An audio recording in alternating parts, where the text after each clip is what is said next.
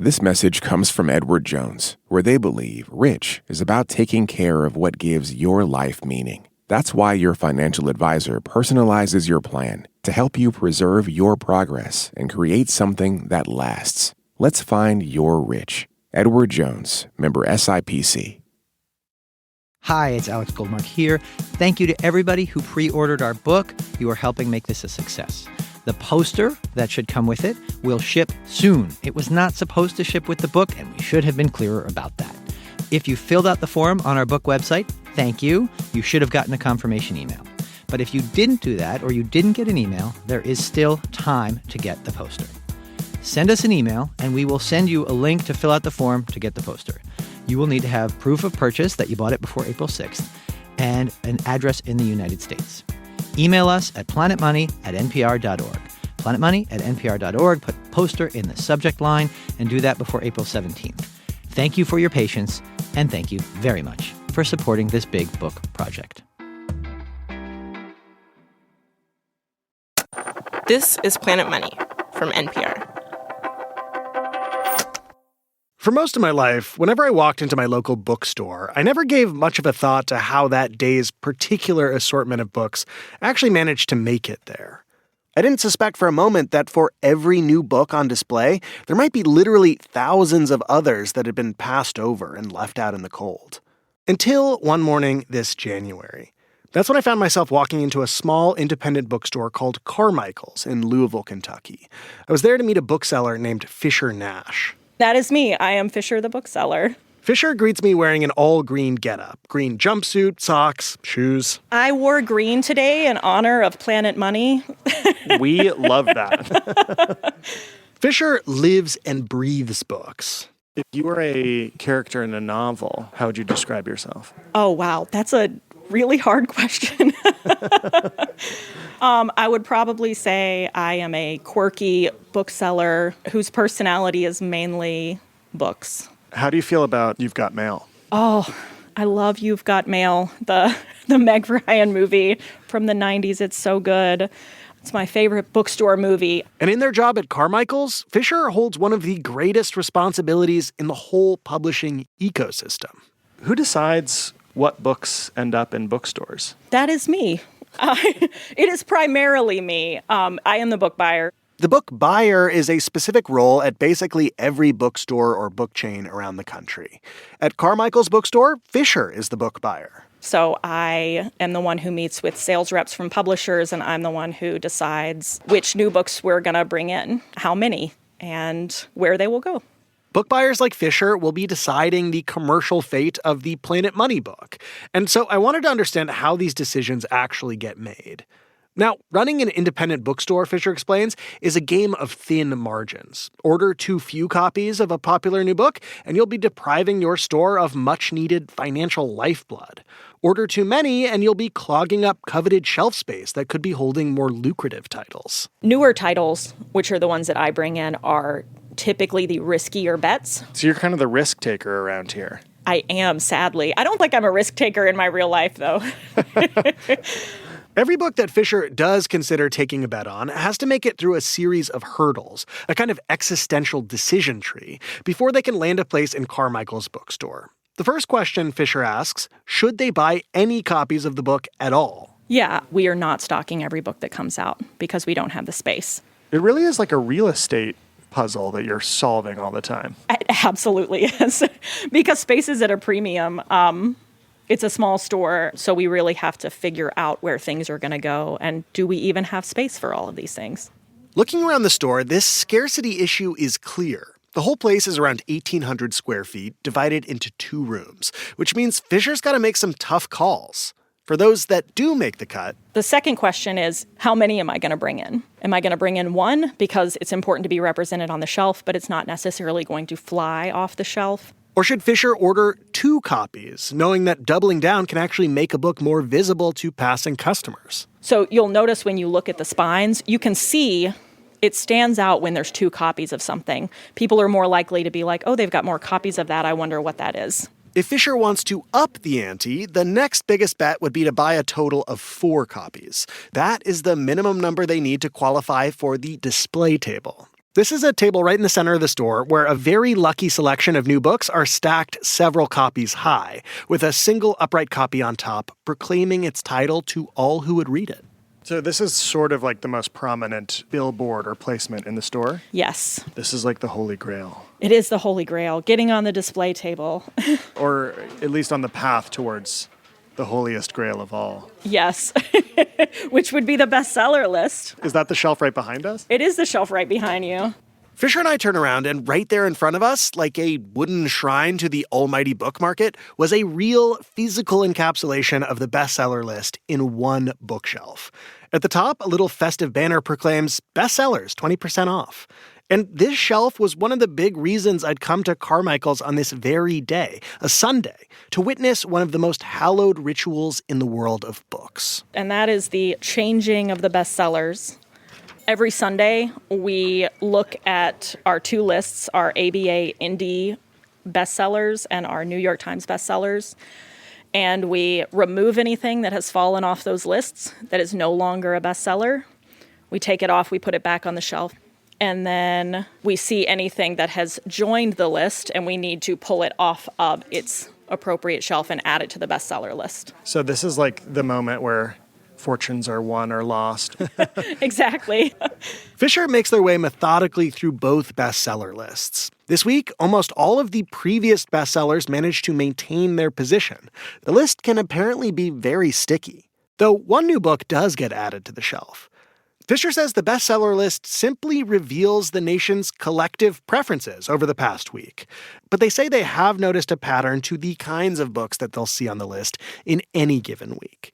There's usually a celebrity memoir, a political tell-all, a self-help sensation. And then there's usually what I would call a dad book. It was The Wager by David Grann for a long time. Now it's The Gales of November by John U. Bacon. Okay, both shipwreck stories. Absolutely, yes. I guess shipwrecks are like catnip for dads. For the financially inclined, there's sometimes an economic history book. Like this week, there's Andrew Ross Sorkin's 1929.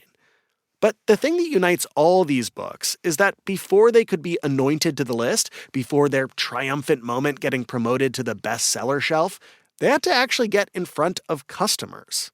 And for that, they all had to pass this final test. They all had to get a green light from book buyers like Fisher at thousands of bookstores, big and small, around the country. I'm kind of the last person before it gets to the store. So I am the last gatekeeper because I decide whether we're even going to have it in the store or not. Hello and welcome to Planet Money. I'm Alexi Horowitz-Ghazi. Even after you've made it through the gauntlet of the publishing market to land a book deal, after you've spent years perfecting every sentence and every illustration, after you've scoured the earth to find the best place to print the book and spent sleepless nights cranking out tens of thousands of copies, even after all of that, there is still one final group of judges who will determine whether a book makes it onto a shelf near you, the booksellers behind the counter. Today on the show, the third episode in our series, Planet Money sets out to actually sell a book. We burrow behind the bookstore shelves to learn the secret codes that publishers use to try to convince booksellers to carry the book, from little mom and pops to airport juggernauts. There will be corporate intelligence networks, bargain bin shenanigans, and a giant industrial saw chewing up books by the thousands. Call it pulp nonfiction.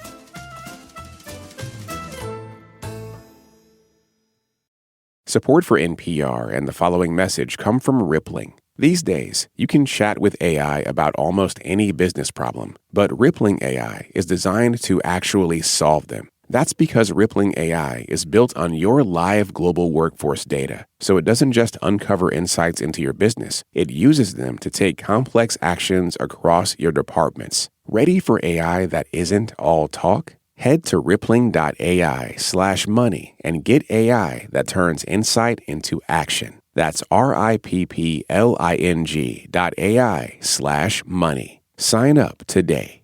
This message comes from Schwab. With the new Schwab Teen Investor Account, teens can gain hands-on investing experience. It's co-owned by you and your teen, so you can monitor the account while your teen learns how to invest and manage money. Learn more at schwab.com. Whether you realize it or not, America's intellectual life is still largely determined by what books actually make it to market. And making it in the book business really comes down to getting around a series of gatekeepers. There are book agents and then book editors, and then there are people like Fisher Nash, the bookseller. Fisher is kind of the final boss between books like ours and the customers who might actually want to buy them. So we're going to do a dive into how Fisher actually makes these decisions, in part to understand how the Planet Money book might fare. This all plays out, Fisher explains, through a process that is repeated 3 times a year. Every publishing season, Fisher will be inundated with all the publishers' catalogs outlining their new releases, from tiny independent presses all the way to the big 5 publishers that dominate the market. And each catalog can have as many as 2,000 titles. Fisher's job is to go through every one of those titles because they don't want to leave a single literary stone unturned. I added it up last year because I was curious. It adds up to anywhere, depending on the season, anywhere from 12 to 15,000 titles that I'm looking at. Wow. And roughly how many slots do you have available when you're sifting through these 12 to 15,000 Not titles? that many. Fisher says each season they'll usually end up ordering somewhere around 3,000 titles, about 20 to 25% of the books on offer. And Fisher's goal in placing these bets is to select books that'll connect with Carmichael's customers and keep the bookstore profitable. The way this selection process works is that Fisher will go onto this website, Edelweiss. It's an online platform that gives booksellers access to all the major publishers' catalogs in one place.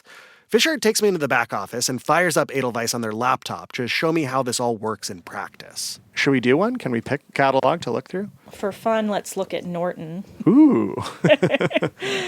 Norton, of course, is the publisher of the Planet Money book and also a financial supporter of NPR. At the top of Norton's winter catalog for 2026, we spy a new history of ancient Carthage called Carthage, A New History.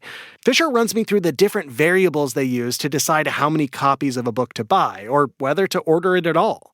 First, there are the basics. For example, the book about Carthage. It's a hardcover. It is $39.99 list price, which makes sense for a more academic history title. There's the cover image, so Fisher can imagine the book on the shelf. There's a quick summary of what the book's about, along with the author's name.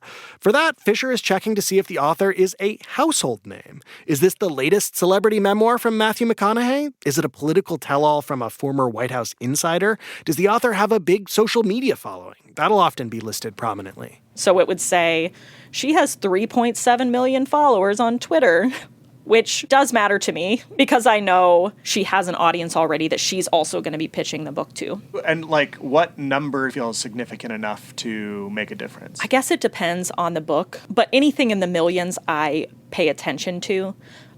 Because if only 1% of your audience buys your book, if only 1 out of 100 buy it, that's 10,000 people, which is a lot. That's still more than most people will sell of their book. In the case of Carthage, Fisher has never heard of the author, a historian named Eve McDonald, nor does she have more than 1 million followers. But Fisher still wants to check to see whether Eve McDonald potentially lives nearby.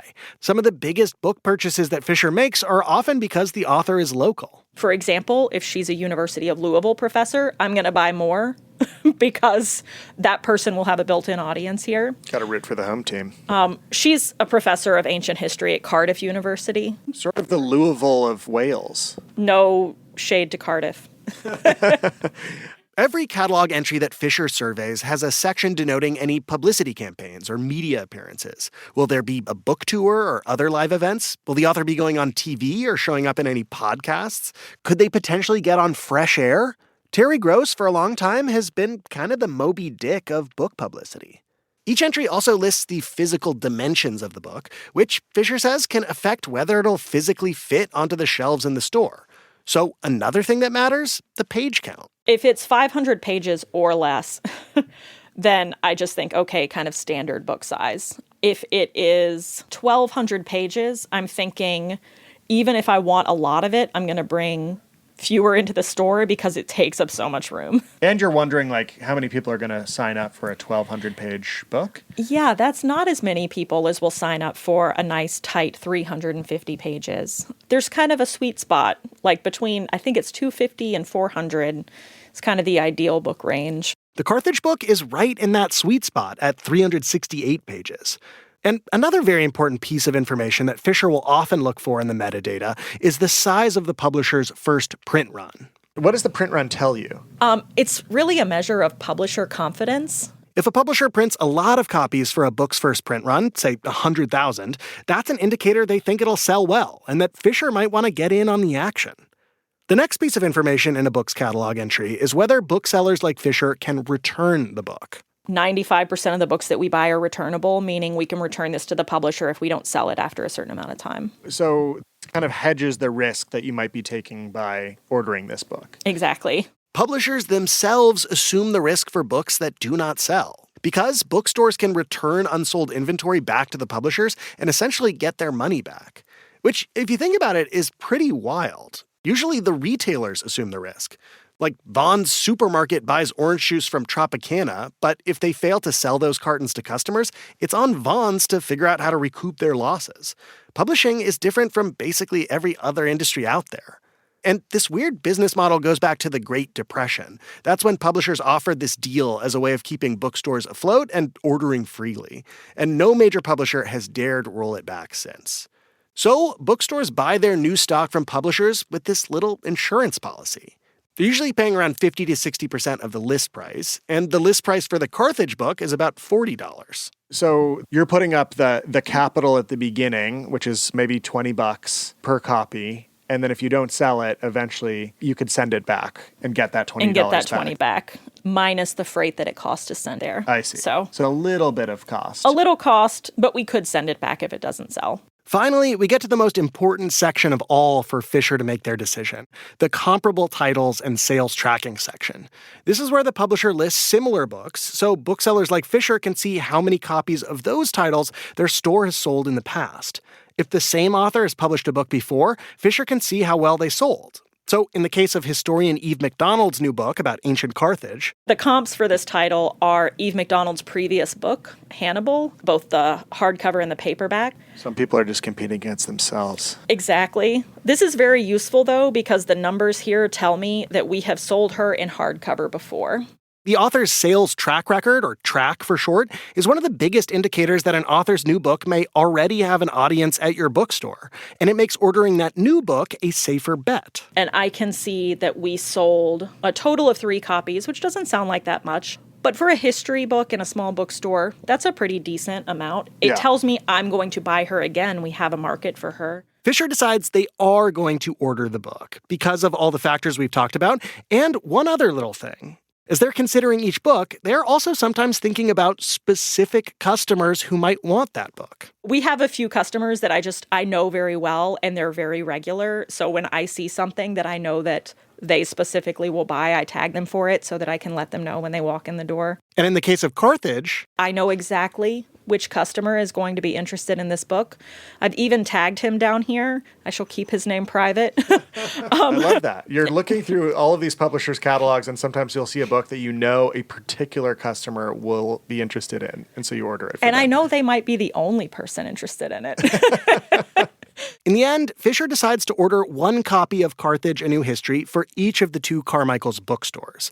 And this whole evaluation process that Fisher applies to every book, the one that's taken about 10 minutes to explain, when Fisher does it, it actually happens in a fraction of that time. I try to give each title 30 seconds or less, which doesn't sound like a lot. So all of the years of work that's gone into thinking up the idea for a book and crafting a book proposal, and the publishers figuring out how much money they're willing to put on the line for the advance, and then going through the trouble of editing the book and getting it together to craft the sales copy, all of that eventually boils down to 30 seconds of intense scrutiny amidst thousands of other books to decide whether or not it gets into a bookstore. Yes, that sounds really harsh, but that 30 seconds is a very rich moment filled with information. As to the question I was really here for, how did the Planet Money book fare in that information-rich 30-second trial by fire? Fisher says they first encountered it last November while blazing through Norton's winter catalog. And Fisher knew that a lot of Carmichael's customers listened to NPR. I'm like, cool, they wrote a book. Even though I wasn't as familiar with this particular NPR product. Yeah. There's probably a better word than product. No. We like to be commodified. Okay. Fisher's analysis on size and page count, the Planet Money book was in the sweet spot. They liked the sample images of the whimsical color illustrations. There weren't any blurbs, but that seemed fine since it was being written by a public media company often supplying the blurbs.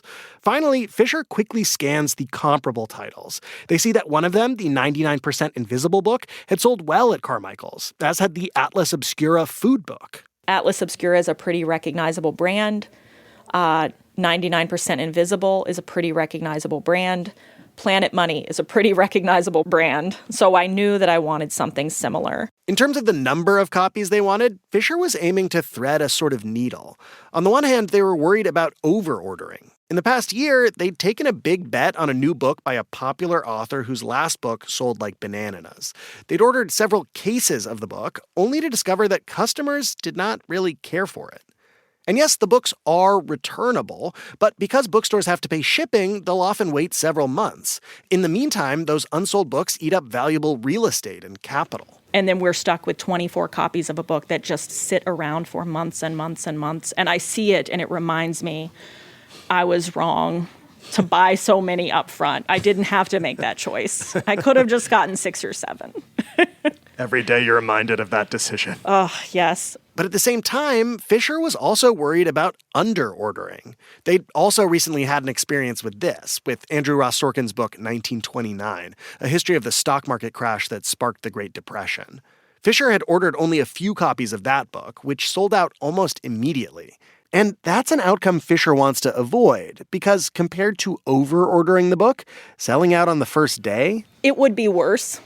Because we're losing sales. If people are coming in on sale date for a brand new book and we run out of it because I didn't buy enough, then we might miss.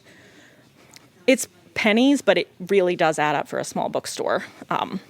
You really don't want to be leaving any money on the table by we do not. under-ordering. Yes, but we also don't necessarily have the space to just take constant risks. So it is a balancing act. And the balance Fisher decided to strike when it came to the Planet Money book was to order 4 copies for each of the 2 Carmichael's locations. Enough to feature them on the display table, but not so many that it'd be a big problem if they turned out to be slow sellers. So I made that decision fast, 30 seconds. We want it. We want display quantity. 4 at each store. Move on. And 4 copies at each store it would have stayed if it hadn't been for a conversation with Fisher's sales rep from Norton, a woman named Meg Sherman. Because there's a final step to the ritual of this seasonal book order. Every season, booksellers like Fisher will go through a given publisher's catalog, but they don't actually lock in their book orders until they have a sit-down conversation with a representative from that publisher. You see, sales reps might know things the book buyer doesn't know. The big picture context that might not have come through in the catalog, and relevant updates, like if the book got optioned by a major Hollywood studio, or if the author did manage to catch the white whale and get on fresh air.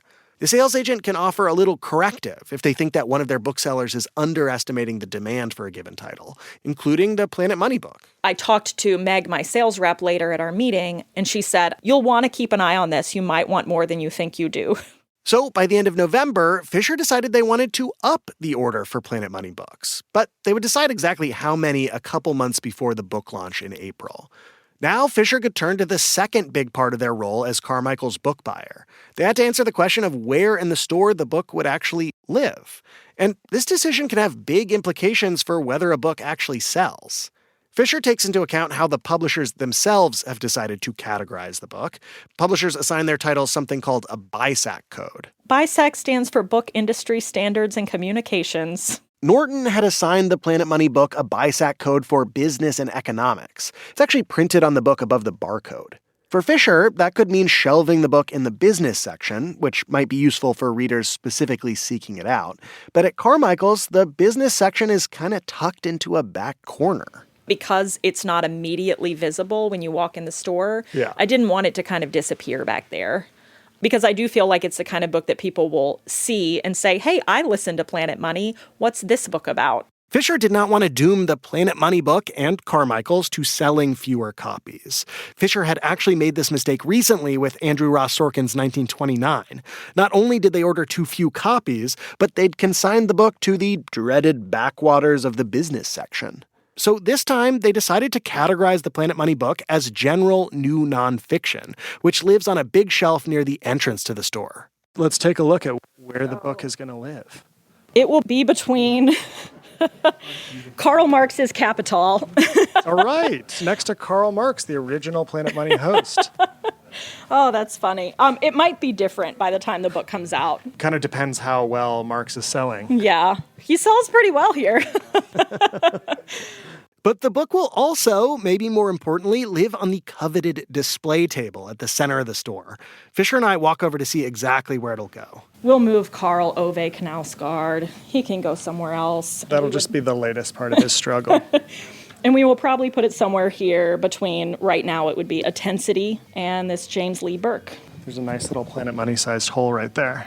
There you go. Listeners can't see this. So after all that, after subjecting the book to their 30-second trial by fire, after getting a gentle nudge from Norton's sales rep, Fisher says there was one last-minute factor that went into the final number of copies they decided to order. Apparently, the fact that I was visiting Carmichael's bookstore for this episode meant that Fisher was now anticipating more local demand for the Planet Money book. The act of observation had warped the experiment. Not my intention, but so it goes. And in the end, Fisher decided to order 20 copies of the Planet Money book per store, so no fewer than 40 copies total. As for the holiest grail in the game, the bestseller shelf, to even get a shot at that, the sales team at Norton would have to be thinking much bigger than one little chain of independent bookstores in Louisville, Kentucky. They'd have to initiate their plan to launch the Planet Money book into the stratosphere. That's coming up after the break. This message comes from Schwab. With the new Schwab Teen Investor Account, teens can gain hands-on investing experience. It's co-owned by you and your teen, so you can monitor the account while your teen learns how to invest and manage money. Learn more at schwab.com. This message comes from BetterHelp. People talk about mental health more openly now, but asking for help can still feel hard. BetterHelp's 2026 State of Stigma report surveyed 2,000 Americans and found that 85% believe getting support is wise, yet 74% say society discourages people from doing so. Don't let stigma stand in the way of support. Start therapy with BetterHelp. Visit BetterHelp.com/NPR. This message comes from American Home Shield. It's not a matter of if an appliance or system, like your HVAC, will break, but when. Without a home warranty, these repairs or replacements can cost thousands. But with an AHS home warranty, they will fix covered breakdowns, helping protect your wallet. Get 20% off all plans at ahs.com/NPR and see promo details. See ahs.com/contracts for coverage details, including service fees, limitations, and exclusions. Fisher Nash is just one bookseller out of thousands all around the country. And independent bookstores are just one sales channel where this will all be playing out. So to get a sense of the Planet Money book's chances out in the broader marketplace, I had to go one final link higher in the great chain of publishing, to the person tasked with figuring out the strategy for wringing every possible dollar and cent out of the Planet Money book. W.W. Norton's director of trade sales, Stephen Pace. Yes, I mean, if there's anything that would define me, it was the fact that nothing bothers me more than not being able to make a sale. Stephen fell in love with the book business while working at a bookstore as a teenager. Since then, he ran his own bookstore for a while, became a sales rep for major publishers, all before rising to become the head of trade sales at Norton. Do you ever anthropomorphize your books? Like, think of them like they're little characters in Toy Story or something with their own hopes and dreams? Well, it's funny you say that. I grew up understanding that books are like babies. When we get to the place where we've got a book that's finished and it's being put in boxes and sent out to stores around the country, I make sure that we're taking as good a care as we can for each one of those little babies. Stephen's role in the publishing process begins basically as soon as an editor brings in a book idea for serious consideration. See, while the editor's primary job is to obsess over the writing and design of a book, Stephen's mandate is to obsess over what the book might mean as a financial investment.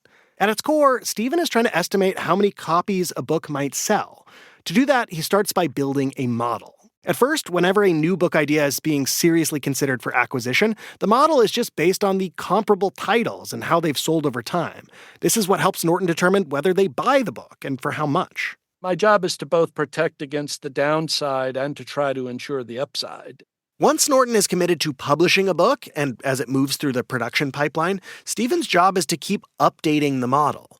To do this, he's constantly running a kind of intelligence operation, hoovering up the market signals from his vast sales force. Norton has sales reps for the independent bookstores in each part of the country, and there are reps for bookstore chains and online retailers, all negotiating over how many copies of a given book they will order. The orders are the intelligence that comes back to us. Because as Norton's sales reps are hitting the ground, pushing the Planet Money book to the thousands of book buyers like Fisher all around the nation, they are also running those order estimates back up the chain to Stephen in Central Command. He's then feeding all that information into his model to decide the number of copies of a book Norton will print in the first run. He needs to print enough books to supply all the estimated demand. My job is to make sure that the first print is both aspirational. Yeah. I want to have more books than I think I can sell in all cases, but I also have to sell everything I make. So I'm both setting a goal for myself and finding a pathway to achieve it every time I set a first print. Stephen's challenge is kind of a version of what Fisher faces at Carmichael's bookstore, but at a much bigger scale. He needs to ensure there'll never be a customer in any bookstore asking for a Planet Money book and coming away empty-handed. If I don't have enough books, if I start to sell and I don't have books and I got to wait 6 months to print and get those books back in, I'm dead in the water. It's just almost no way I can come back to a book 6 months later and gin up the same kind of demand that I had. So he doesn't want to print too few copies, and he wants to be able to print later runs of the book in a quick and convenient way, by, for example, printing the book domestically. At the same time, if he prints too many copies, he'll risk clogging up Norton's warehouse. This what we call the opportunity cost, right? Right. The more time the books sit there unsold in the warehouse, the more they cost, by crowding out books that might sell faster. One of the biggest potential costs in figuring out the print run is the number of returns that might be coming back. Remember, because of the weird specific way publishing is set up, if a book doesn't sell as well as the model had estimated, all those bookstores will be free to send unsold inventory back to publishers like Norton. This is a massive challenge that the publishing industry has adapted to over the years with a few different techniques. The first is called remaindering. That means selling off unsold books at a huge discount. Remaindering is when you, say, get a large quantity of a book back, and someone who might run a book warehouse who sells books at 40 off might come to you and say, okay, I see you have a lot of inventory, and I will pay you $3 per copy to buy all of that inventory. Yeah. And they sell it through all kinds of various channels. So when you see a third-party retailer on Amazon selling books for way less than the listed price, or 50% off bargain bins at a bookstore, those are often remainders. Publishers often ask that remaindered books are marked in some ways so they don't re-enter the regular market. So you might see a book with a black Sharpie mark on the side or a hole punched out of the barcode. Sometimes, however, publishers decide it actually makes more economic sense to cut their losses entirely and simply destroy unsold inventory by pulping it. Basically ripping a book apart so it can be recycled into new paper and other products. Because for publishers, it's not a good look to have a ton of your precious works in the bargain bin, or to have too many hardcovers on sale when they're about to, say, release a new paperback. Stephen points to the example of Walter Isaacson's biography of Elon Musk, published by Simon & Schuster a few years ago. It sold very well for a while, right? Yeah. And then one day it just stopped. Stephen doesn't know the actual numbers of leftover books here, but he says it could easily be in the hundreds of thousands. When you have that many books, you really have to try to recover some of that inventory cost and the loss. So they would remainder in Elon Musk. Stephen says they'd likely try to sell off a big chunk of books, depending on the remainders market, and then pulp the rest. So it's trying to sort of like minimize your losses. Yes. Yeah. It's an auction, if you will, kind of a fire sale auction. Have you ever seen a batch of books being pulped? Yes. This was back in the 90s. At the time, Stephen says he was working at one of the big 5 publishers as a sales rep, and he and the other reps were invited to a warehouse to see how the company handled some of its unsold inventory. It's a giant conveyor belt, and you put books on it, and it runs up to this giant shredder machine. And it just runs 24 hours a day, 7 days a week. And their idea was to try to give us, a sense as a sales team that they were destroying this over inventory. It wasn't piling up in the warehouse. It wasn't like we were going to be forced to turn around and sell all this return merchant. We all walked out of there aghast. We could not believe. We were really like, we were all crying. Like, can you believe it? And there it is, just getting chopped to shreds, and it's like one moment it's worth $29.99. The next moment it's worth 10 cents in paper. Something that took years and put it in that machine and then, like a wood chipper in 15 seconds. There's just no sign of anything at all that remains. And it's soul crushing. Stephen says that image of industrial literary carnage has stayed with him over the decades. And now, as the head of a sales operation for a major publisher, it still informs the way he thinks about printing and waste. When you think about that, right, as a salesperson, and you go like, well, wow, all those returns coming back really are just a disaster. You get better at what you do because that's a fate that just seems to be, almost evil for books to have to endure, right? We care so much about them. And the last thing we want to see is just get them, chewed up by a giant chainsaw. Stephen says Norton does not use pulping to manage its returned inventory, though they will occasionally pulp damaged books. But that all means that his calculations and figuring out how many books to print are even more important. So that's where he pours a lot of his energy. It's trying to be very, very concise on what you think you need, and not too much beyond that. You're chasing like perfect efficiency. That's exactly right. As the head of trade sales, Stephen says it's his responsibility to think about the long-term economic life of all their books. A publisher is sustained in the long term by a steady back catalog of dependable sellers. And so his ultimate goal for the Planet Money book is to get to a second printing, and then a third, and so on. But in order to set the book up for a long, strong life, you want that freshly born baby book's first steps out into the world of retail to be as strong and steady as possible. Because the better the baby's debut, the higher its lifetime potential earnings are likely to be.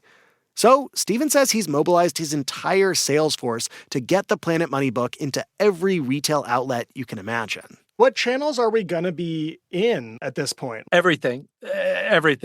Every chain bookseller, every independent bookseller. It's one of the biggest advances that we will have in all of 2026.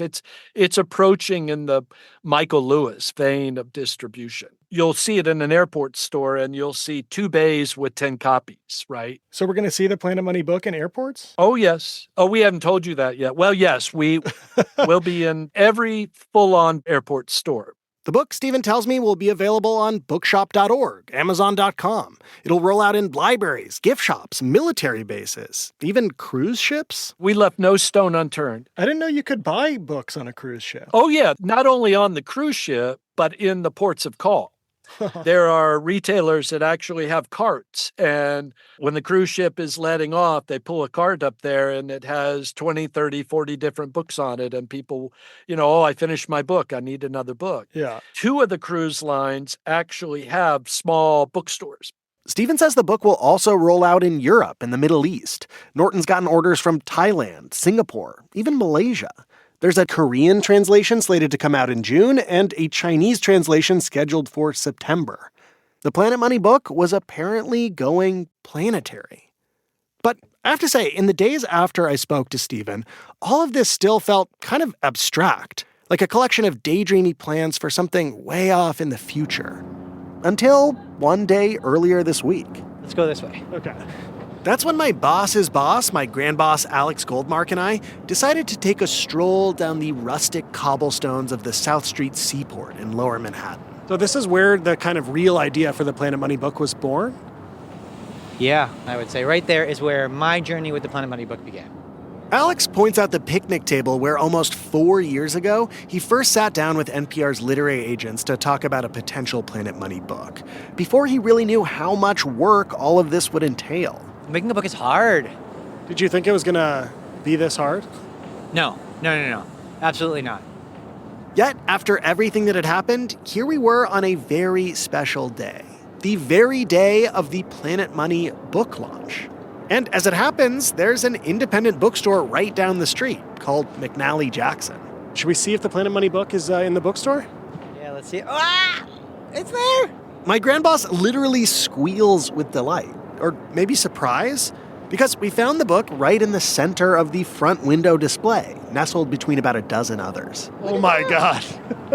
It's there! Oh, in a place of honor. This looks great. I love it. Alex and I pop inside.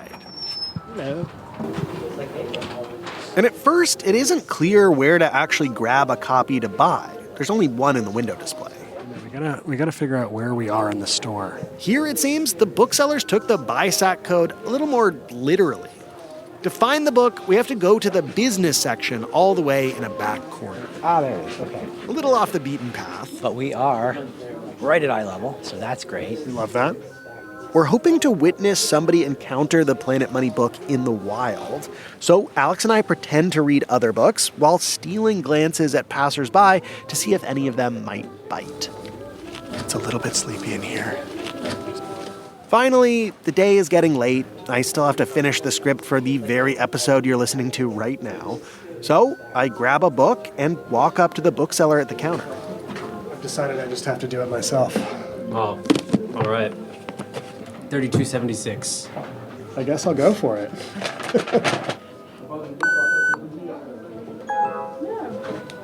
All right, that's the sound of the first Planet Money book sale. I think so, yeah. I did it. Sweet. Holding the book in my hands with a bookmark and receipt tucked between the pages, I can't help but think of something Tom Mayer, the book's editor at Norton, said to me about this very moment. After all the effort that's gone into getting this new baby book out into the world, still nothing is guaranteed. And this moment is so intense. It's like the night before a play opens. We don't know how it's going to be received. And what happens next kind of depends on the audience. Will they skip the show altogether? Will they pack the house and leap to a standing ovation? We have no idea. So, will the Planet Money book end up earning a place on the hallowed bestseller bookshelf at Carmichael's bookstore or McNally Jackson? Or will it find itself writhing in anticipatory dread as it slides down a conveyor belt into the gnashing jaws of the proverbial pulping pit? Reader, only you can decide. Are you curious about how bestseller lists actually work? Want to hear about how authors have tried to game their way into bestseller status? That is our next installment in the Planet Money book series, coming up in the next few weeks. As we've mentioned in other episodes, perhaps ad nauseum, Planet Money is taking this book on tour around the country, maybe to a city near you. Check it out at planetmoneybook.com or pick up a copy of the book wherever they are sold, maybe on a cruise ship. This episode was produced by Willa Rubin with help from Emma Peaslee. It was edited by Jess Jiang, fact-checked by Sierra Juarez, and engineered by Robert Rodriguez. Alex Goldmark, my grandboss, is our executive producer. Also, we first learned about Fisher Nash through their Substack in a post about the economics of book buying. The Substack is excellent. It's a behind-the-scenes diary of the world of books, appropriately titled Fisher the Bookseller. We'll link to it in our show notes. I'm Alexi Horowitz-Ghazi. This is NPR. Thanks for listening.